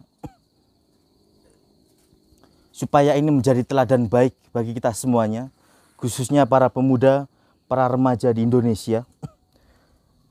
Banyak catatan-catatan sejarah yang mana Islam mampu melahirkan generasi muda militan, Islam mampu melahirkan generasi-generasi muda yang penuh potensial. Meskipun di usia yang sangat belia, namun generasi muda saat itu mampu menorehkan tinta emas, mampu mengharumkan nama Islam, mampu memenangkan peradaban dan lain sebagainya. Mari kita tengok bagaimana kisah Usama bin Zaid yang semalam pernah disinggung oleh Ustadz Syuhada, yang beliau diangkat oleh Rasulullah menjadi komandan perang dalam penaklukan Syam di usia 18 tahun. Subhanallah. Atau kisah Imam Syafi'i yang sekarang menjadi mazhab Syafi'i, yang mayoritas Indonesia memakai mazhab itu. Imam Syafi'i di usia 9 tahun sudah menghafal Al-Quran di usia sangat belia. Atau kisah Ibnu Sina yang di usia 5 tahun sudah menghafal Al-Quran, bahkan diangkat menjadi bapak kedokteran dunia, yang mungkin nama beliau sudah dipakai dalam berbagai rumah sakit di Indonesia. Ada rumah sakit Ibnu Sina Gresik, ada rumah sakit Ibnu Sina Surabaya, ada rumah sakit Ibnu Sina Makassar dan sebagainya. Atau juga kisah Zaid bin Sabit yang berani berperang di usianya yang baru menginjak 13 tahun. Bahkan diperintahkan untuk menghimpun wahyu di usia 21 tahun. Sangat muda. Atau juga yang mungkin kisah sangat masyhur Muhammad Al-Fatih, atau yang bisa dipanggil Muhammad II bin Murad. Di usia beliau diangkat menjadi sultan. Kenapa bisa menjadi seperti ini? Muhammad Al-Fatih tentunya mendapatkan pendidikan, mendapatkan tarbiyah yang luar biasa, dan itu peran dari seorang ayah, orang tua, sehingga ayahnya Muhammad Al-Fatih yang bernama Murad memberikan guru yang terbaik untuk Muhammad Al-Fatih. Dicarikanlah guru, 2 orang guru. Guru yang pertama bernama Syekh Ahmad Al-Qurani, nasab beliau langsung kepada Abu Bakar. Syekh Ahmad Al-Qurani ini yang khusus memberikan pengetahuan, pembelajaran tentang Quran, sehingga kurun waktu 2 tahun Muhammad Al-Fatih sudah paham betul tentang Al-Quran, sudah menghafal Al-Quran dan sebagainya. Dan satu guru yang lainnya adalah Syekh Ak Samsudin. Beliau ini yang mengajarkan banyak hal kepada Muhammad Al-Fatih. Tentunya ilmu astronomi, ilmu botani, ilmu herbal, ilmu bahasa, ilmu sejarah yang diajarkan kepada Muhammad Al-Fatih, sehingga di usia 16 tahun Muhammad Al-Fatih sudah menguasai 8 bahasa. Karena apa? Karena Muhammad Al-Fatih komandan perang yang mengomandoni pasukan internasional, sehingga sangat wajar ketika Muhammad Al-Fatih sudah menguasai 8 bahasa. Bahkan jauh sebelum itu, di usia 12 tahun Muhammad Al-Fatih sudah diangkat menjadi sultan. Maka ketika sultan, para teman sekalian, tentunya ada rapat dengan para menteri, dengan pasukan dan sebagainya. Ketika rapat, pasukan dan para menteri mengatakan, "Wahai Sultan, program kerja pertama kita apa setelah ini?" Apa kata Muhammad Al-Fatih? "Program kerja kita setelah ini adalah menaklukkan Konstantinopel." Lantas para pasukan, menteri protes karena dirasa Muhammad Al-Fatih pada saat itu di usia 12 tahun masih belum mateng, masih belum ada pengalaman, sehingga dalam 2 tahun itu Muhammad Al-Fatih diturunkan, sehingga ada yang menggantikan menjadi sultan. Namun ketika umur 19 tahun Muhammad Al-Fatih diangkat kembali menjadi sultan. Dan program kerja yang pertama yang beliau kerjakan adalah menaklukkan Konstantinopel, yang mungkin sekarang adalah Istanbul, Turki. Itu karena apa? Karena peran pemuda yang luar biasa. Sehingga para teman-teman sekalian dirahmati Allah Subhanahu wa taala, sehingga muncul pertanyaan dalam diri kita, pertanyaan dalam pikiran kita, apakah mungkin kita mampu menyamai seperti mereka? Jawabannya adalah sangat mungkin. Sangat mungkin. Ketika kita ada kemauan, ada azam, tekad untuk menjadi lebih baik, untuk mencari ridho Allah Subhanahu wa taala, untuk berada di jalan yang benar, maka kita akan mampu untuk menyamai mereka. Meskipun kita nggak bisa perang seperti mereka, meskipun kita nggak bisa berperang melawan penjajah dan lain sebagainya, paling tidak kita saat ini adalah berdakwah kepada orang-orang di sekeliling kita, berdakwah ke dalam keluarga kita, berdakwah ke dalam masyarakat kita. Itu adalah tugas bagi peran pemuda Indonesia saat ini. Para teman-teman sekalian dirahmati Allah Subhanahu wa taala, ada berbagai kisah tentunya tentang pemuda. Karena berbicara tentang pemuda, maka sangat general, luas maknanya. Banyak para berpendapat tentang para pemuda, atau kisah yang mungkin kita bisa menjadikan teladan. Karena teladan terbaik kedua selain Rasulullah adalah para sahabat. Kita bisa menjadikan figur, kita bisa menjadikan teladan dalam kehidupan sehari-hari. Bagaimana sahabat yang terkenal, beliau bernama Mus'ab bin Umair, seorang pemuda yang hidup di Mekah, yang Rasulullah SAW dalam sebuah riwayat Al-Hakim mengatakan ada seorang pemuda di Mekah yang rambutnya bagus, mungkin karena sering disisir, yang bajunya lembut, tebal, dan hidupnya mewah daripada Mus'ab bin Umair. Mus'ab bin Umair pada saat itu bisa dikatakan anak mami, manja kepada orang tuanya. Namun setelah itu ada para sahabat yang mengatakan, Sa'ad bin Abi Waqqas pernah mengatakan, wa kana aktor ahlil Mekah. Ada seorang pemuda yang wanginya luar biasa daripada Mus'ab bin Umair. Setelah itu Mus'ab bin Umair masuk ke dalam agama Islam. Karena beliau mengetahui bahwa orang tuanya akan menentang keputusan Mus'ab bin Umair untuk masuk Islam, sehingga Mus'ab bin Umair ini merahasiakan keislamannya, merahasiakan keislaman dari kaumnya, dari para tetangganya dan sebagainya. Sehingga qadarullah ada seorang bernama Utsman bin Tolha mengetahui Mus'ab bin Umair ini sedang sholat di masjid, sehingga bergegaslah Utsman bin Tolha menuju keluarganya mengatakan, lihatlah anak Anda yang sekarang sudah berada ke dalam ajaran Muhammad. Maka semenjak hari itu Mus'ab bin Umair diikat, dikurung di dalam rumah, di dalam kamar, tidak dikasih keluar oleh keluarganya pada saat itu. Sehingga muncullah sebuah peristiwa al-hijratu al-ula ila Habasyah, hijrah yang pertama ke Habasyah. Sehingga pada saat itu Mus'ab bin Umair berusaha dengan usahanya, upayanya untuk keluar dari kamarnya. Sehingga alhamdulillah Mus'ab bin Umair keluar dan hijrah bersama para sahabat ke Habasyah. Mus'ab ini tahu nantinya akan pulang ke Mekah dan bertemu keluarganya. Sehingga ketika pulang ke Mekah, Mus'ab bin Umair mengikuti hijrah kembali ke Madinah. Ketika setelah hijrah ke Madinah, selesai hijrah, bahkan satu ketika ada satu riwayat mengatakan Ali bin Abi Thalib pernah mengatakan, kami sedang duduk dalam satu majelis bersama Nabi Muhammad SAW, dan tibahlah Mus'ab bin Umair dengan memakai satu selimut yang kasar, itu pun lubang-lubang. Kita mengingat apa yang dikatakan Nabi tadi, tidak ada pemuda yang rambutnya bagus, bajunya bagus, pakaiannya lembut daripada Mus'ab bin Umair.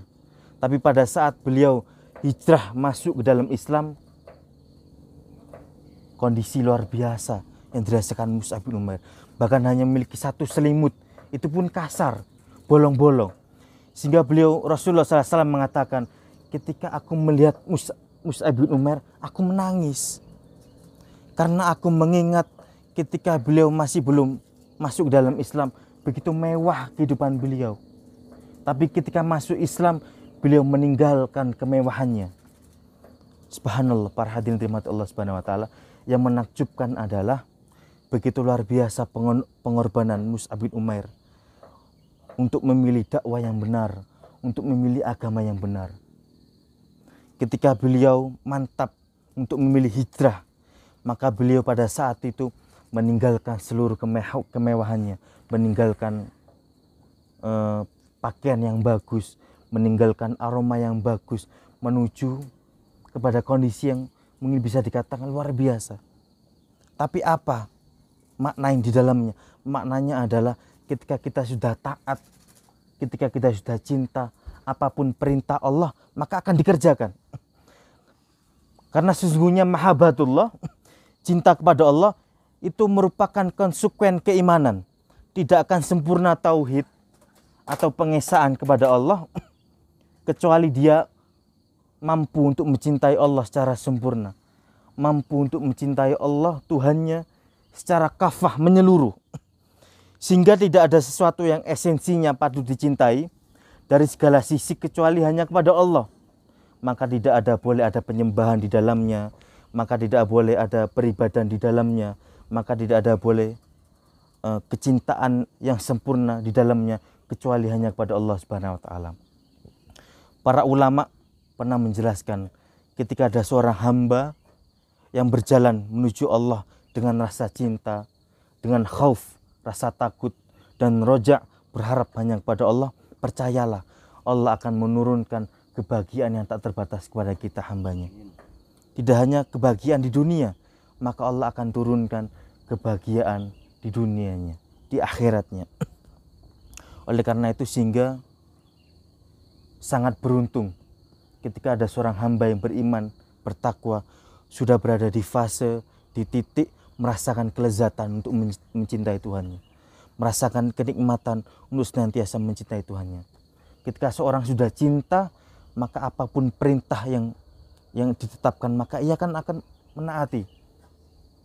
Maka samanya dengan kita hamba, ketika kita sudah mencintai Allah, mencintai Rasul, maka segala perintah yang Allah dan Rasulnya tetapkan, maka kita dengan ridho, dengan ikhlas, dengan senang hati untuk melaksanakan kenikmatan-kenikmatan itu.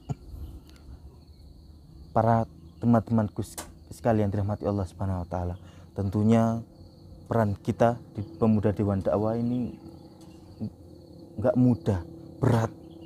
Banyak tantangan yang kita hadapi nanti, meskipun enggak seberat perjuangan Rasulullah, tapi paling tidak kita berada di jalan yang benar, kita berada di dakwah yang benar.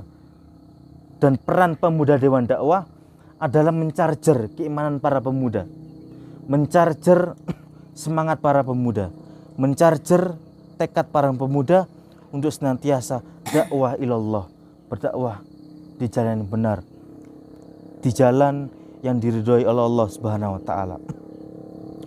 Para pemuda enggak lepas tentunya dengan menuntut ilmu. Karena sejatinya menuntut ilmu bagi para pemuda ini sangat penting. Bagaimana kisah sahabat Nabi yang bernama Jabir bin Abdullah. Beliau pernah mengatakan, aku melihat ada seorang yang pernah mendapatkan satu hadis, yang satu hadis itu langsung beliau dapatkan dari Rasulullah, dan aku belum pernah mendengarkan hadis itu. Sehingga mendengar itu, Jabir bin Abdullah membeli satu ekor unta. Ketika itu posisi Jabir bin Abdullah ada di sebuah kota Madinah, ingin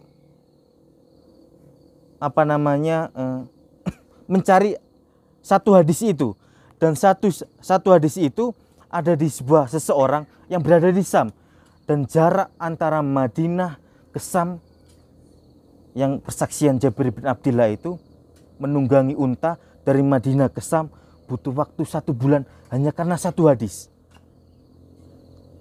Beliau membeli unta, membeli perlengkapan ditaruh kepada unta itu.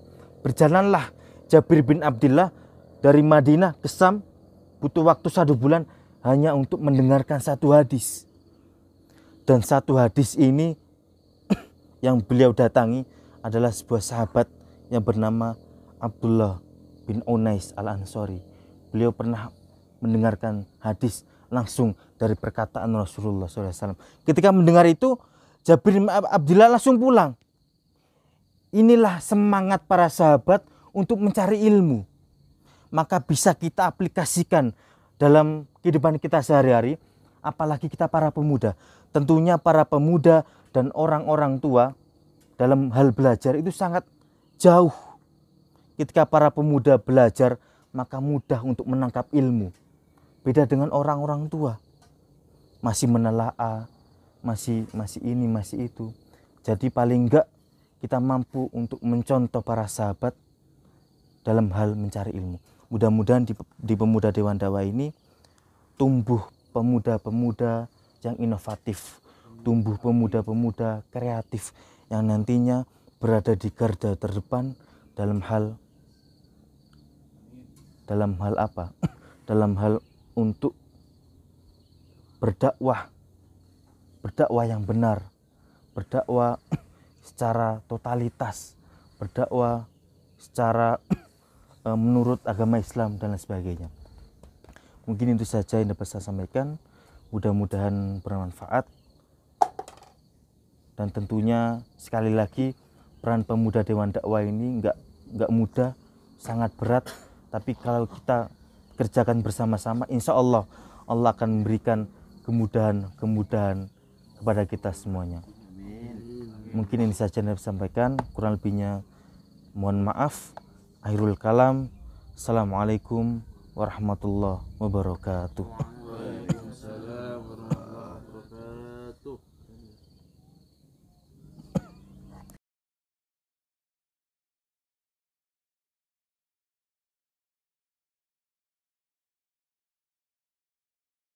wabarakatuh.